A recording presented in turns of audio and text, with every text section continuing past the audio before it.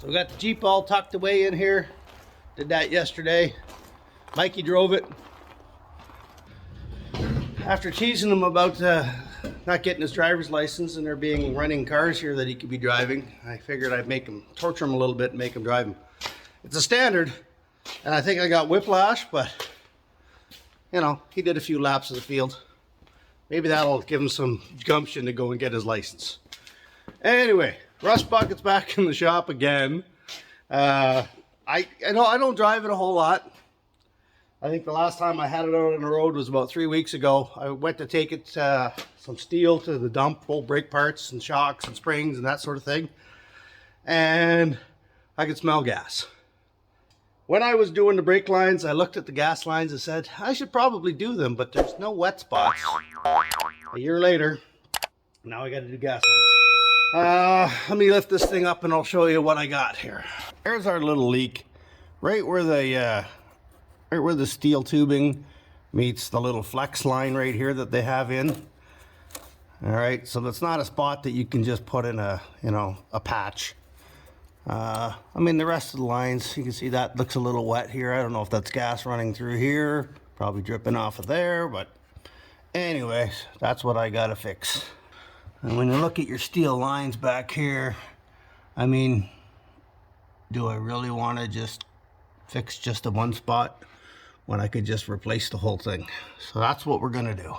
Also, when I was down here farting around, I noticed my back gas tank strap had rotted off and was basically like that, doing not a whole lot. The other one's still good so far. That doesn't mean it's going to last. So I just ordered some of them up from the Rock Auto there. They're going to be a day or two. We're just going to get rid of all this junk. Some going upwards, some going downwards.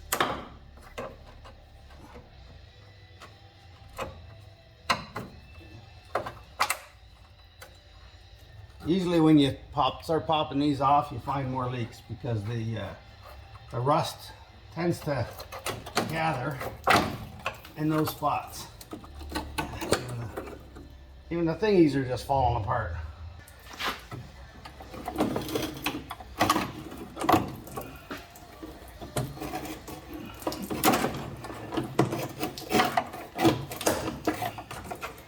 These lines are so rotted.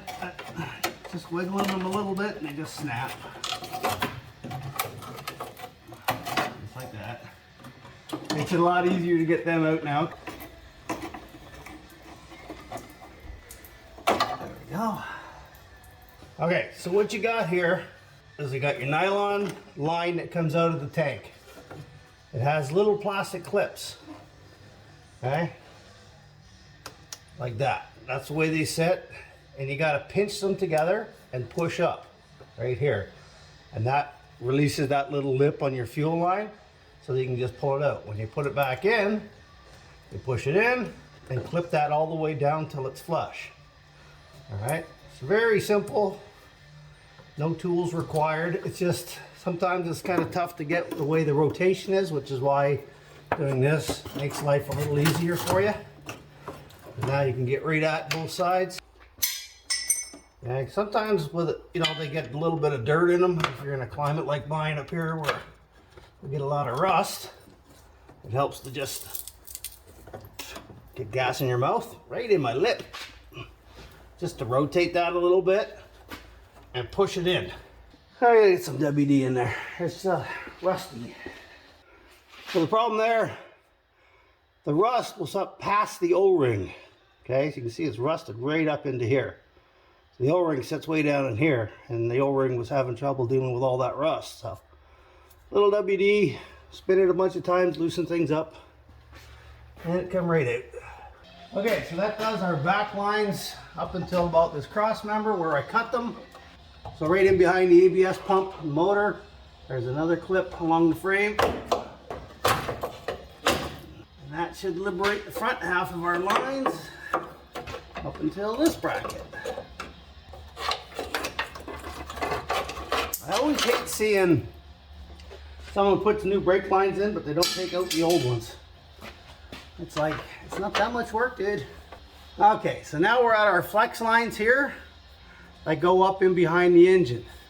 So there's where those lines go. You can see them up in there. There's another retainer. And then they curl up and go in behind the firewall and up to the top of the engine. All right, gonna get the stupid little plastic thing off of here. What am I screwing this thing to? Cross member under the engine? There we are. We have one easy connection here that you use your fuel line tool on. Then you have this other vapor line here. This one's pretty easy. You just gotta squeeze that and pop this thing off. The reason you're taking it off there instead of back there is because the connection is behind the engine and it's a nightmare to get at. The other one is this guy right here. And pull off the little clip that retains it and then use the fuel line tool. This one here has a little safety clip. You just use a screwdriver and pull that off. The pressure line, you need a tool to get them off. Good idea, just like down below. There's a lot less rust up here, obviously. But just to pull it forward, I take some of the tension off of those little clips. I don't do a lot of this fuel injection stuff anymore.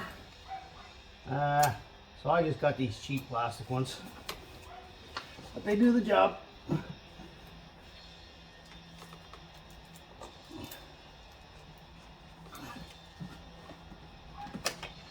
Simple as that. Okay, so you don't need to spend a lot of money. You can get a set of these for 20 bucks.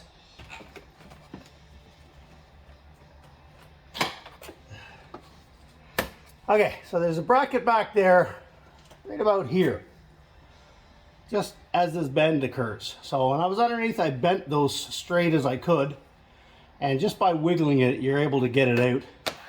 The bracket's a pain to get out, so I wouldn't recommend messing with it.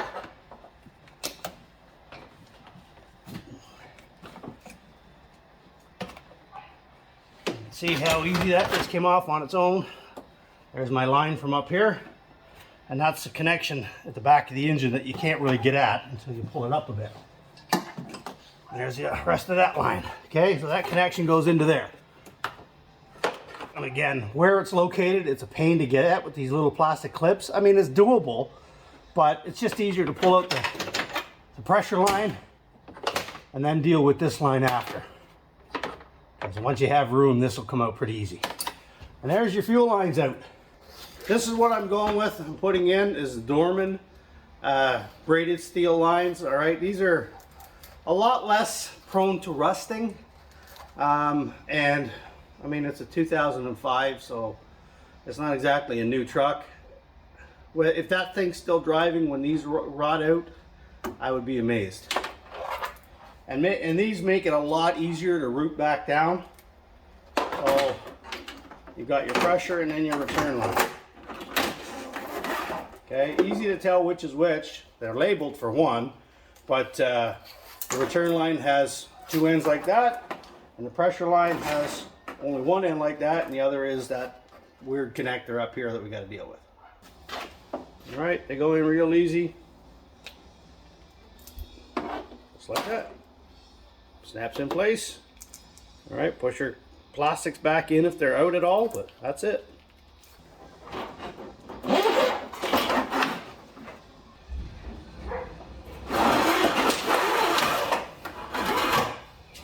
By the way, folks, if you do a lot of work on trucks, especially anything with bigger tires, you know, it can be a bit of a pain to lean over these fenders. You're standing on tires. If you haven't seen these, you got to get yourself one. All right, they're adjustable. They go over your tire, and you can put your full weight on that. I'm 230 pounds, and it holds me up no problem. I've never had one come off a tire. Okay, so I just spent the last minute or two fishing these lines down, so they're under the truck now. Still got myself a little slack. We're going to hook up our pressure line. And all that does is pull forward until it clicks in. Just like that. All right. This line here Same thing. Fish it down there. It's out of your way a bit. And then gently, because it is plastic, and if you're doing this in cold weather, be extra careful. It's 7 degrees here today in November. You do not want to break that line.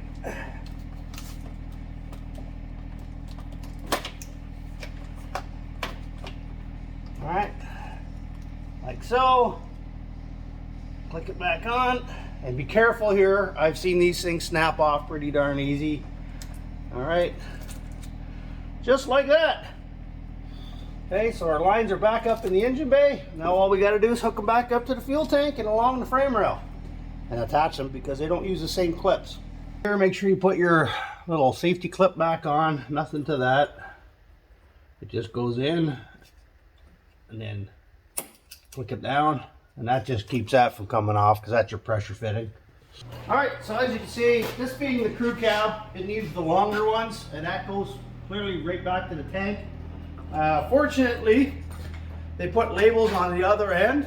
Because they're the same diameter, it can get pretty confusing which is one, which is which. They're labeled fuel, pressure, and return, so you're still good back here.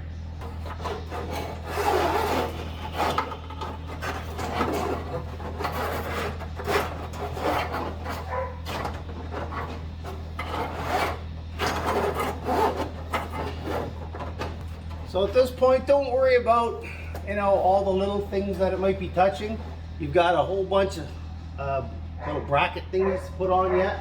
So we've got our labels here. So because we've got these a little mixed up here, and you want to be sure which one is which, because you could theoretically put the wrong line in, and then you got fuel pressure going into your vapor system. It wouldn't be pretty. Back here beside the tank on this is your canister, your vapor canister. Okay, there's the line that comes out of the canister and goes to the front of the tank. You can see right here, I'm wiggling it, which one's moving. All right, so now find your vapor. That goes back in, and your little clip goes on. All right, that leaves only one left, your pressure line. In this case, I took the clip all the way out because that one was being a pain. We're gonna put our clip back in. You line in all the way. Make sure your clip is flush. And put it back in the little retainer there. So as of right now, our new fuel lines are in. I could start the truck and run it, but the fumes in here are just dizzying right now, so we'll leave that. Your lines don't fit in those clips, the factory clips, because they're much thicker, obviously. So the Dorman kit comes with a whole bag of these retainers, which are suitable for holding both lines. Okay, and they got big enough holes that you can actually use nuts and bolts, which I like, instead of tiny little holes where I got to use self-tapping screws, which I never like doing.